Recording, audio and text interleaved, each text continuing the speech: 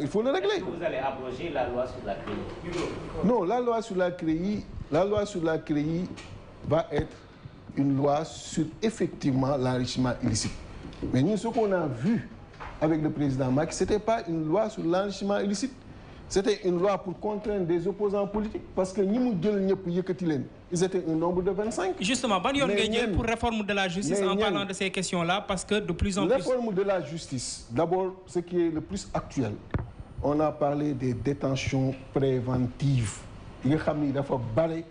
Et la responsabilité du procureur, à partir d'un mandat de dépôt, mu envoyé la ngay toog ñuy xaar dans le yóbbu instruction wala flagrant délit mën la fa bàyyi. Au moment où je parle, je l'ai dit, nous avons plus de 500 prisonniers. On a dit, nous, qu'il faudrait instaurer un juge des libertés comme un juge des référés am nga xam ne dans les 48 heures sur une question mën na statuer xool est-ce que lii effectivement dañ ko war enchaîner wala kii dafa war continuer di tëdd parce que la détention moo war doon l'exception. mais bracelet électronique tey jii nii am na ñu ko am mais da nga mën jël ñëpp def leen sous bracelet électronique. Ce que je veux dire par ça mooy boo téye nii lii war doon sa préoccupation première mooy xool est-ce que mën nañ ko libérer moo war doon la préoccupation première mais pas xool est-ce que dañ ko war a garder. Et loolu moo tax ñu proposer cette réforme-là par rapport à ça.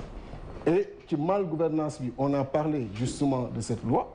On a également parlé pour déjà que le mérite mën a doon li nga xam ni mooy tax nga am un poste de direction d'un appel d'offres à candidature pour les grandes directions.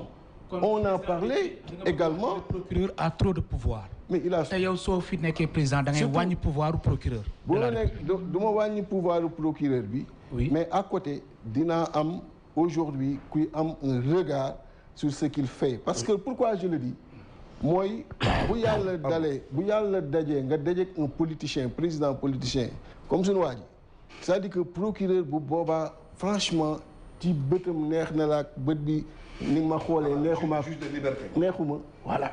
Donc c'est ça qu'on a proposé.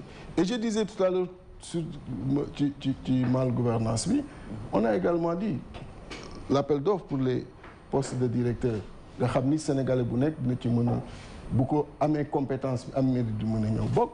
On a dit aussi la réduction même du nombre de ministres et ça va être une réalité.